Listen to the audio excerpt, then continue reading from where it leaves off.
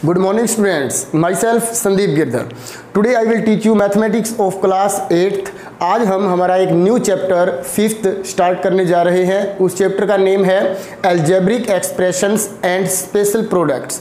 तो इस चैप्टर में एक्सरसाइज स्टार्ट करने से पहले जो इसके बेसिक्स हैं, जो इसका इंट्रोडक्शन है, पहले हम वो अच्छे से करेंगे और आप जब इस इंट्रोडक्शन को समझ जाओगे तो ये एक्सरसाइज जो होगी वो आपके लिए बिल्कुल ईजी हो जाएगी।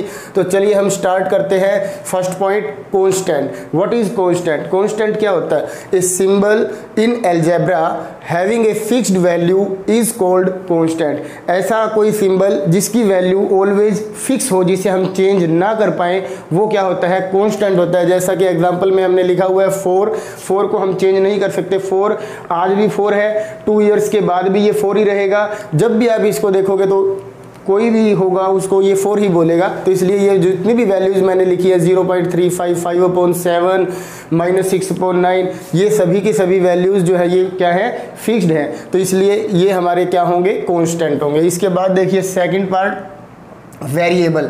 तो वेरिएबल में क्या होगा? A symbol in algebra not having a fixed value is called variable. ऐसी कोई सिंबल जो फिक्स ना हो, जिसे हम ये ना कह सके कि ये फिक्स्ड वैल्यू है, उसे हम क्या कहेंगे? वेरिएबल कहेंगे, जो टाइम टू टाइम चेंज होती रहे।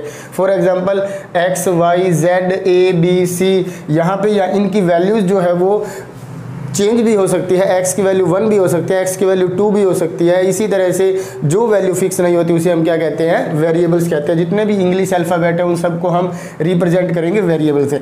अब देखिए थर्ड है एल्जेब्रिक एक्सप्रेशन। जैसा कि हमारे चैप्टर का नेम है, एल्जेब्रिक एक्सप्रेशन क्या होते हैं? ए combination of constants and variables. हमें कम्बिनेशन बनाना है किन किन का? कॉन्स्टेंट का भी और वेरिएबल्स का भी। Connected by the basic mathematical operators, जैसे कि प्लस, माइनस, डिवाइड, मल्टीप्लाई। ऐसे कांस्टेंट और वेरिएबल्स का कॉम्बिनेशन जो एसोसिएट हो, जो कनेक्टेड हो, किससे? इन 4 रूल्स, इन 4 ऑपरेटर्स से, is called an algebraic expression. जैसा कि आपको एग्जाम्पल में गिवन है, देखिए 4xy ये मल्टीप्लाई के साइन के साथ कनेक्टेड है। ये हमारा हमने कहा था कांस्टेंट है, ये वेरिएबल्स है, ये कनेक्टेड है मल्टीप्लाई के साइन के साथ। तो इसलिए ये क्या होगा? Algebraic expression. इसी तरह से 2x2 - y, 4x - 2y + 3z, P/Q, A2 + B2 etc. Are all algebraic expressions. अब देखिए फोर्थ पार्ट, टर्म। टर्म क्या होती है? जैसा कि आपको ये ऊपर वाले में दिखाई दे रहे हैं, ये सभी, ये फर्स्ट टर्म है, ये 2 टर्म्स है। जैसे ये फर्स्ट टर्म, ये सेकंड टर्म, ये फर्स्ट, ये सेकंड, ये थर्ड।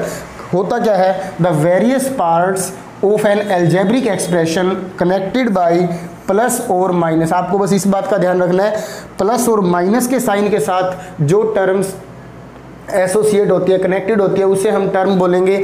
अब ये देखिए आप इसके अंदर, यदि ये x, ये 4, ये y, ये 3 टर्म्स नहीं है, क्योंकि ये एसोसिएटेड हमारी प्लस और माइनस के साथ नहीं है, ये मल्टीप्लाई के साथ एसोसिएटेड है। तो हमें टर्म्स के लिए क्या देखना है? ये किसके साथ एसोसिएटेड हो, कनेक्टेड हो? प्लस और माइनस के साथ। Are called terms of the expression. जैसा कि ये देखिए 2x + 4y2 - 3z has 3 terms. इसके अंदर 3 टर्म्स हैं, फर्स्ट, सेकेंड और थर्ड। तो 2x 4y2 - 3z। इसके बाद देखिए नेक्स्ट। अब देखिए इसके बाद है point number 5, like terms and unlike terms. Very important है ये। The terms having the same literal factors are called like terms and those having different literal factors are called unlike terms. तो सबसे पहले हम बात करते हैं लिटरल फैक्टर्स कौन से होते हैं। तो ये जैसा कि आपको एक एल्जेब्रिक एक्सप्रेशन गिवन है -6x2y, तो इसके अंदर जो ये हमारे पास वेरिएबल्स हैं x2y, इसे हम बोलते हैं लिटरल फैक्टर्स। और जो ये -6 है, इसे क्या बोलेंगे हम? Numerical coefficient. अब इसके अंदर ये देखिए आप x2y एंड यहाँ इसके अंदर देखो 4yx2, तो यहाँ ध्यान से देखना आपको, ये x2y और ये है x2y, मतलब इसको आगे पीछे लिख करके, जैसे xy है और yx दोनों सेम होते हैं ना, वैसे ही ये x2y है और ये yx2 है, दोनों सेम है। इसलिए इन दोनों को हम क्या बोलेंगे? Like terms. Where as 2xy -3x2y 4xy, इसके अंदर आपको ये 2 -3 4 को नहीं देखना है, ये जो लिटरल फैक्टर्स लास्ट में जो वेरिएबल्स हैं उसे हमें देखना है। ये xy है, ये x2y है, ये xy2 है, ये सभी सेम नहीं है, तो इसलिए ये अनलाइक टर्म्स होंगे। इसके बाद देखिए हमारा पॉइंट नंबर 6 कोफिशिएंट्स। तो कोफिशिएंट्स भी बहुत इंपॉर्टेंट है। The numerical part is called the numerical coefficient and literal part या variable part is called the literal coefficient. जैसा कि आप इसमें देखिए 24xy के अंदर जो ये 24 है ये हमारा न्यूमेरिकल कोफिशिएंट बोला जाएगा, और जो ये xy है इसे हम क्या बोलेंगे, लिटरल कोफिशिएंट बोलेंगे, या फिर हम इसको वेरिएबल कोफिशिएंट बोलेंगे। अब देखिए इसके बाद नेक्स्ट टॉपिक, तो अब देखिए इसके बाद है types of algebraic expressions. Number 1 monomials. तो देखिए मोनोमियल्स, बाइनोमियल्स, ट्राइनोमियल्स, मल्टीनोमियल्स, ये क्या होते हैं। इसके अंदर ये देखिए monomials expressions with a single term are called monomials. कोई ऐसा एल्जेब्रिक एक्सप्रेशंस जिसके अंदर सिर्फ सिंगल टर्म हो उसे हम क्या बोलेंगे, monomials. For example -3xy 4y2 2z are all monomials. आपको एक बात का ध्यान रखना है, कोई भी टू टर्म्स जिसके बीच में प्लस या माइनस का साइन हो, जो कनेक्टेड हो प्लस या माइनस के साइन से, वो अलग अलग टर्म्स बनाएंगे। अदरवाइज मल्टीप्लाई और डिवाइड का जो साइन है वो सिंगल टर्म में ही चेंज करेगा उसको, मतलब मोनोमियल ही बनेगा। अब जैसा कि मैं आपको एक एग्जांपल बता देता हूँ, जैसे x y z ये सिंगल टर्म है, ये मोनोमियल है, और यदि आप x + y + z कर दोगे तो ये अब अलग अलग टर्म्स हो जाएंगे। इसे हम क्या बोलेंगे, ट्राइनोमियल बोलेंगे, जिसके अंदर 3 टर्म्स होती हैं। तो सेकंड है binomials. Expressions with 2 terms are called binomials. For example 4x + 3y। तो देखो 4x और 3y के बीच में प्लस का साइन है, इसलिए ये हमारी 2 टर्म्स हो जाएंगे, इसलिए हम इसको क्या बोलेंगे, बाइनोमियल्स बोलेंगे। इसी तरह से 2x 2y - 4y, तो इसके बीच में भी देखो माइनस का साइन है, ये दोनों भी क्या हो जाएंगी, बाइनोमियल्स। a एंड 1/a इनके बीच में भी प्लस का साइन है, तो ये भी 2 टर्म्स हो जाएंगी, इसे हम क्या बोलेंगे, बाइनोमियल्स बोलेंगे। अब ये third point, trinomials. Expressions with the 3 terms are called trinomials. 2x 4y and 3z। देखिए यहाँ प्लस है, यहाँ माइनस है, दोनों प्लस भी हो सकते हैं, दोनों माइनस भी हो सकते हैं, या अलग अलग भी हो सकते हैं, इसमें कोई फ़र्क नहीं होगा, बस ये एसोसिएट होने चाहिए प्लस या माइनस से। तो उससे हम क्या बोलेंगे, अब इसके अंदर कितनी टर्म्स हैं, 3, तो ये हमारा हो जाएगा ट्राइनोमियल्स। इसी तरह 1 2 3 ये तीनों अलग भी होनी चाहिए, इस बात का आपको ध्यान रखना है। ऐसा ना हो यहाँ 2x है, इधर 4x है, इधर 3x है, तो ये फिर आप इसको 3 टर्म्स अलग अलग नहीं बोल सकते, क्योंकि वेरिएबल सेम हो जाएगा तो वो फिर हमारा ट्राइनोमियल नहीं रहेगा, इसलिए ये तीनों अलग भी होनी चाहिए, तो इसे हम क्या बोलेंगे, ट्राइनोमियल्स। अब है फोर्थ पॉइंट, मल्टीनोमियल्स। एक्सप्रेशंस विद 2 और मोर टर्म्स आर कॉल्ड मल्टीनोमियल्स। यदि 2 टर्म्स हैं या 2 से ज़्यादा टर्म्स है तो उसे हम क्या बोलेंगे, मल्टीनोमियल्स। इसके बाद देखिए नेक्स्ट टॉपिक, देखिए इसके बाद है हमारा नेक्स्ट टॉपिक पॉलिनोमियल्स। तो polynomials in 1 variable and polynomial in 2 variables. तो इसके अंदर क्या डिफरेंस है, देखिए an algebraic expressions of the form a + bx + cx 2 + dx cube where a, b, c and d are constants and x is a variable is called a polynomial in 1 variable.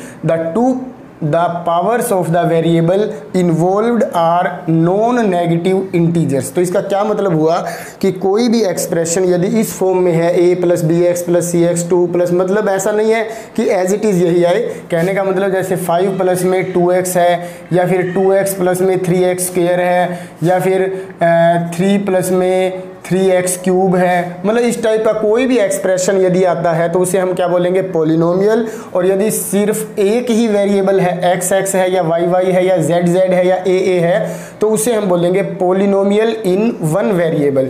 ठीक है, तो अब दोबारा देखिए, an algebraic expressions of the form a + bx + cx 2 + dx cube where a, b, c and d are constants and x is a variable is called a polynomial।